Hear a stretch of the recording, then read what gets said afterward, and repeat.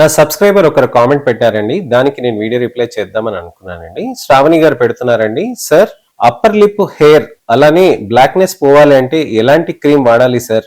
Upper lip hair కి shave చేయవచ్చా అని అడుగుతున్నారండి. సో ఇది చాలా కామన్ ప్రాబ్లం అండి. హెయిర్స్ వస్తూ ఉంటాయి, అలానే చర్మం పైన నలుపు కూడా వస్తూ ఉంటుంది. కొంతమందికి ఇక్కడ ఈ భాగంలో హెయిర్స్ ఉన్నప్పుడు నలుపు ఎక్కువగా కనిపిస్తుందండి, షేవ్ చేసేయాలని అనిపిస్తూ ఉంటుంది.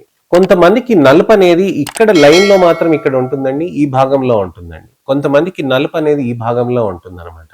సో ఈ రకరకాల నలుపుని మనం పెరియోరల్ మెలనోసిస్ అని అంటాము.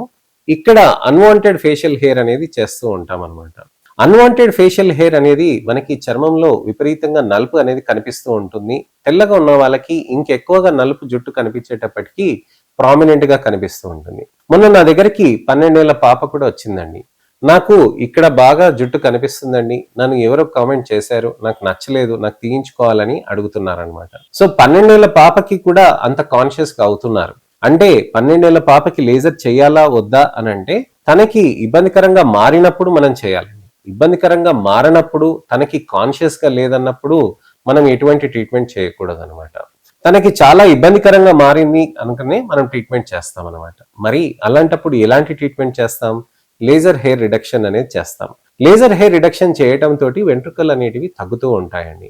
అది నెలకు ఒక మాట, ఫస్ట్ 2-3 months, తర్వాత వెంట్రుకలు ఎప్పుడు వస్తాయో అప్పుడు చేస్తాం. 10 sessions దాకా పట్టొచ్చండి. ఫేస్ పైన హార్మోనల్ ఇన్ఫ్లుయెన్స్ అనేది ఉంటుంది. 12 ఏళ్ళు, 14 ఏళ్ళు, 16 ఏళ్ళు, 20 ఏళ్ళ వయసులో హార్మోన్స్ అనేది ఇంపాక్ట్ ఎక్కువగా ఉంటుందండి. మెనోపాజ్ దగ్గరకు వచ్చినప్పుడు కూడా వెంట్రుకలు పెరుగుతూ ఉంటాయి, దానికి కూడా ఇంపాక్ట్ పెరుగుతూ ఉంటుందండి హార్మోన్స్ తోటి. సో లేజర్స్ అనేది చేస్తూ ఉంటే సేఫ్ గా తగ్గిపోతూ ఉంటాయి.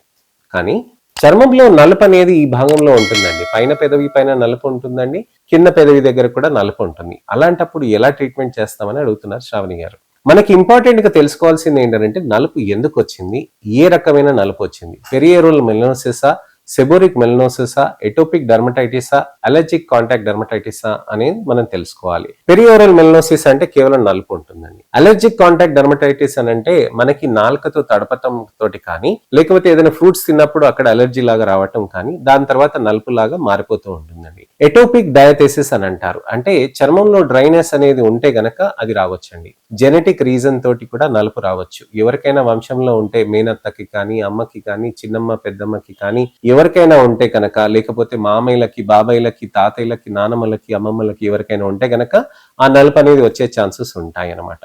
ఆస్తమా కానీ, సైనసైటిస్ కానీ, డ్రై స్కిన్ కానీ, పొద్దున్న 10 సార్లు తుమ్మటాలు కానీ లేవంగానే, లేక నేజల్ అలర్జీస్, డస్ట్ అలర్జీస్ ఉండటం కానీ, చర్మంలో అలర్జీస్, ఎగ్జిమాస్ ఉండటం, డ్రై స్కిన్ ఉండటం, ఇలాంటి కండిషన్స్ ఎవరికైనా ఉంటే ఈ విధంగా నలుపు కూడా రావచ్చు అనమాట. ఈ విధంగా నలుపు వచ్చింది కదా, ఆస్తమా రావచ్చు కదా అని అంటే అలా కాదండి. ఆస్తమా వేరు, ఇవి వేరు, ఇవన్నీ చుట్టాలన్నమాట. దాంట్లో ఒక భాగం మాత్రమే ఇది పెరియోరల్ మెలనోసిస్ అని అంటారు. సో మనం చూసి ఆ కండిషన్ అసలు ఏంటి అనేది మనం నిర్ణయించుకొని దానికి తగ్గట్టుగా మనం ట్రీట్మెంట్ తీసుకోవాలన్నమాట. కేవలం జెనెటిక్ రీజన్ తోటి వచ్చిందనంటే దానికి మనం లేజర్ స్పీల్స్ కొన్ని 8 నెలల నుంచి 10 నెలల దాకా మనం చేయాల్సిన అవసరం ఉంటుందండి. కేవలం మనకి ఇన్ఫ్లమేషన్ తోటి వచ్చింది, అలర్జిక్ రియాక్షన్ తోటి వచ్చిందంటే ఒక 3-4 నెలల్లో మనకి తగ్గిపోతుంది అనమాట. Pigmentary demarcation lines, seborrhoeic melanosis అని అంటాం. వాటికి 8 నుంచి 10 నెలల దాకా మనం ట్రీట్మెంట్ చేసుకోవాల్సిన అవసరం ఉంటుంది అనమాట.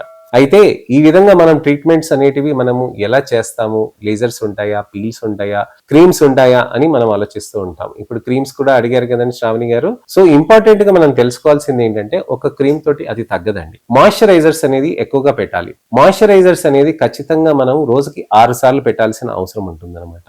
6 సార్లు పెడుతూ ఉంటే అక్కడ స్కిన్ లో హైడ్రేషన్ పెరిగి మనకి చర్మంలో బెటర్ అనేది వస్తూ ఉంటుంది. అలానే ట్రిగ్గర్స్ అనేటివి రిమూవల్ చేయాల్సిన అవసరం ఉంటుంది అనమాట. ట్రిగ్గర్స్ అంటే డస్ట్ అలర్జీస్ కానీ, లేకపోతే మీకు నేజల్ అలర్జీస్ ఉంటే గనక, లేకపోతే చర్మంలో రియాక్షన్స్ ఏమైనా అవుతున్నాయి, అలర్జీలు ఏమైనా వస్తున్నాయి అనంటే, అలానే పెదవులను తడుపుతూ ఉంటే విపరీతంగా డ్రైనెస్ వచ్చి నలుపు వస్తుంది అనంటే వాటినన్నింటినీ మనం అవాయిడ్ చేయాల్సిన అవసరం ఉంటుంది. మాయిశ్చరైజర్స్ పెట్టాలండి. డ్రై స్కిన్స్ ఉంటే పెట్రోలాటమ్ కూడా ట్రై చేయొచ్చు, కానీ పెట్రోలాటమ్ తోటి మొటిమల్ అనేటివి వచ్చే ఛాన్సెస్ ఉంటాయి. అందుకోసమే సెరమైడ్స్, హైలూరానిక్ యాసిడ్ బేస్డ్ ఉన్న మాయిశ్చరైజర్స్ మనం యూస్ చేయాల్సిన అవసరం ఉంటుంది. పిమిక్రోలిమస్ క్రీమ్స్, అలానే టాక్రోలిమస్ క్రీమ్స్ అనేటివి కూడా ఉంటాయి. ఇవి యూజ్ చేయటం తోటి కూడా చర్మంలో మనకి మంచి రిజల్ట్స్ అనేటివి కూడా మనం సాధించుకోవచ్చు అండి. సన్ స్క్రీన్స్ అనేటివి అలర్జీ కాకుండా సెబోరిక్ మెలనోసిస్ ఇలాంటి కండిషన్స్ ఉన్నప్పుడు సన్ స్క్రీన్స్ అనేటివి హెల్ప్ చేస్తాయి. లేజర్స్ అనేటివి ఉంటాయండి, పీల్స్ అనేటివి ఉంటాయి. లేజర్స్ అనేటివి చక్కగా చేయొచ్చండి. నెలకు ఒకసారి 15 రోజులకు ఒకసారి పీల్స్, లేజర్స్ కాంబినేషన్స్ తో పాటు మనం చేస్తూ ఉంటే చర్మంలో బెటర్ రిజల్ట్ అనేది వస్తూ ఉంటుంది.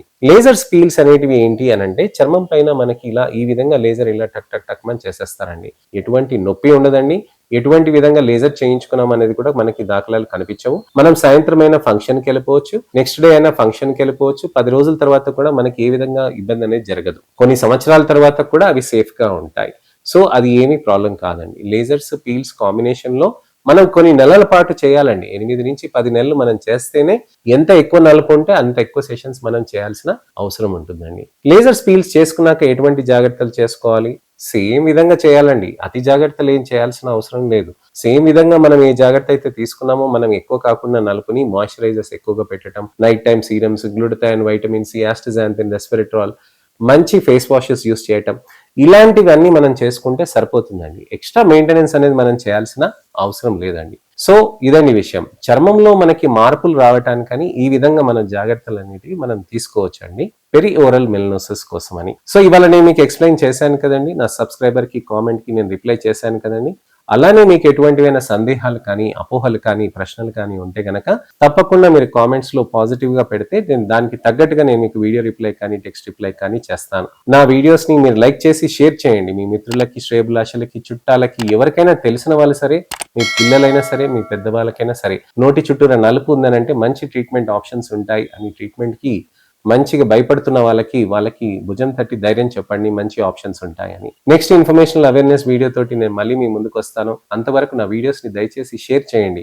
నా అవేర్నెస్ క్యాంపెయిన్ లో మీరు కూడా పాలు పంచుకుంటారని ఆశిస్తున్నాను. నేను మీ doctor Raj Kireet, Celestee skin laser and hair clinic, Jubilee Hills, LB Nagar, Kokapet మరియు సన్ సిటీలో chief and founder dermatologist and hair transplant surgeon గా ప్రాక్టీస్ చేస్తున్నానండి. నమస్తే.